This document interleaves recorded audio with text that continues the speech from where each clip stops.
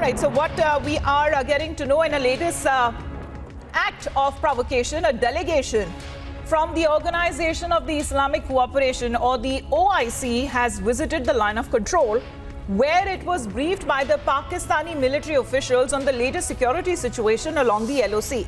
Now, this delegation, comprising of the OIC Special Kashmir Envoy, the OIC Assistant Secretary, and there were senior diplomats that belonged from multiple Islamic countries that included Saudi Arabia, Morocco, Sudan and Maldives, that was taken to the Chirikot sector of the LOC.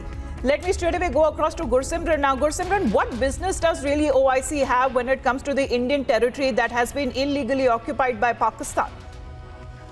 See, this is what they have fallen in trap of Pakistan. Pakistan has always tried to spread misinformation about the Jammu and Kashmir that is with India, the integral part of the India. And now this is another step that they have taken OIC members to the line of control and was briefed by the top army officials of the Pakistan. But the question remains the same, that whether the Pakistani army officials briefed them about the terror launch pads that are on the line of control or the terror training camps that are underway, so that they can kill the innocent Kashmiris in valley when they are pushed into the Indian side. This is what the Pakistan need to show the world. The world has seen, but now under the garb of being an Islamic country, the Pakistan is using its allies to spread the misinformation about India. India has made it amply clear to Pakistan and the rest of the world, especially the Organization of Islamic Countries, to refrain from any such act, because Jammu and Kashmir is an integral part of India and will remain. There is no doubt to it, but yes,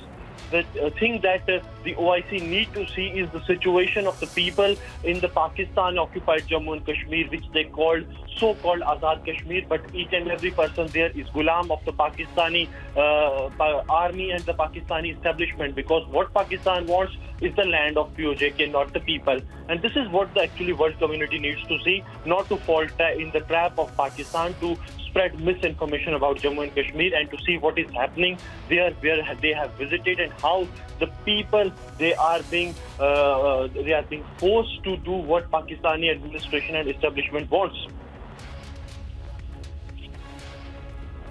No, but Gursimran, because Pakistan itself has been trying to find some footing within the OIC itself, because clearly it was in a way rejected on many stances when it has raised the Kashmir issue, especially when it comes to the relentless support that has been given to Afghanistan as well. What is exactly Pakistan seeking from the OIC? See, it's nothing like that the Pakistan will get something. The world community knows what is happening and where does the Pakistan actually stands. But yes, Pakistan, under the garb of being an Islamic country, they are trying to fetch some support from these Organization of Islamic Countries. But see, these OIC countries, they have visited, they must have seen what is happening on ground, and they won't be extending any kind of a support that will help Pakistan, because these OIC countries that are now visiting Pakistan, they have no say in the international platform, and that's why this is just to please the local audience of the Pakistan, that see, we are taking the OIC representatives to the line of control to show them what is happening. But the reality and the question which remains is that will Pakistan be showing them the terror camps and the terror launch pads? Right, just stay on with us, Gursimran. Major General A.K. Sivash is with us on the phone line. Sir, good morning to you. When it comes to the OIC, really, it does not have a locus standi in matters that relate to the Union Territory of Jammu and Kashmir, which is solely an integral part of India and always will be, sir.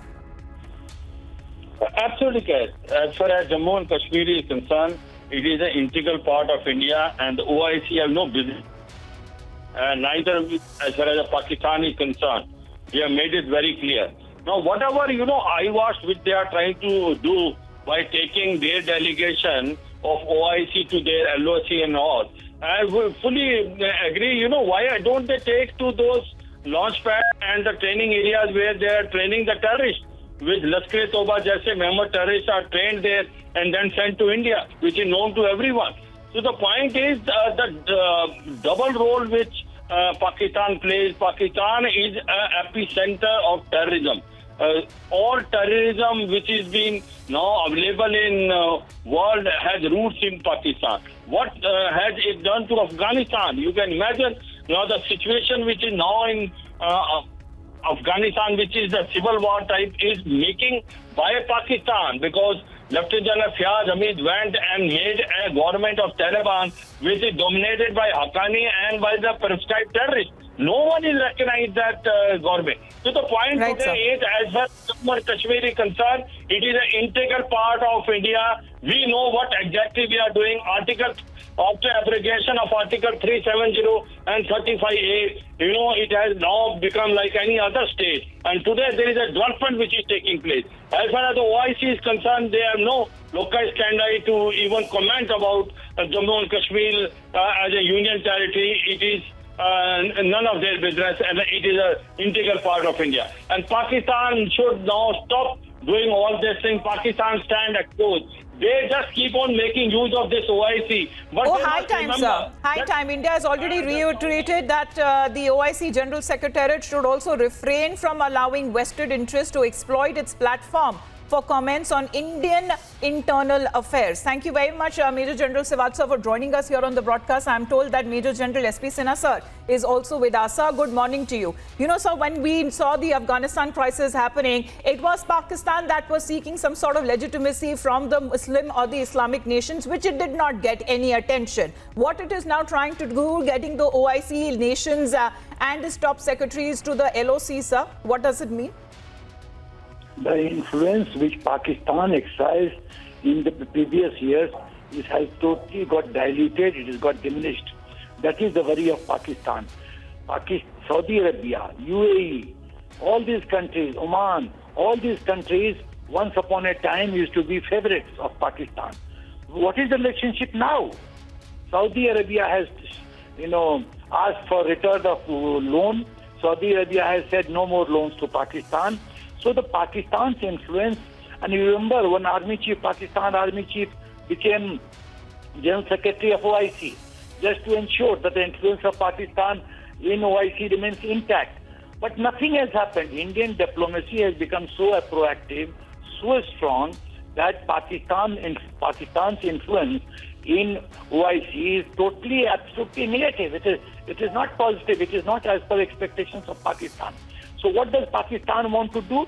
Pakistan wants to influence certain countries of OIC, ask their delegation to come, and Pakistan wants to brief them on the border that this is what the scenario is. It is propaganda warfare, which will yield no results, no Right, sir. favorable results for Pakistan. Pakistan should also try to take this delegation to Balakot, to Muzaffarabad, to Kotli, where the terrorist training centers are there. Which this delegation should be taken to Balochistan, Sindh, POK, where there is total dissatisfaction and frustration against Pakistan. So Pakistan is trying to resort to propaganda warfare. It will not work, and by this way, Pakistan wants to internationalize the issue. Absolutely. And Sinha, sir, also to note that the Troika Plus meeting that Pakistan seems to be hosting on Afghanistan, that is also to be taking place because it is seeking some sort of attention also from Russia, from China, and even from the United States, because it did not attend the NSA level talks here that was held in New Delhi.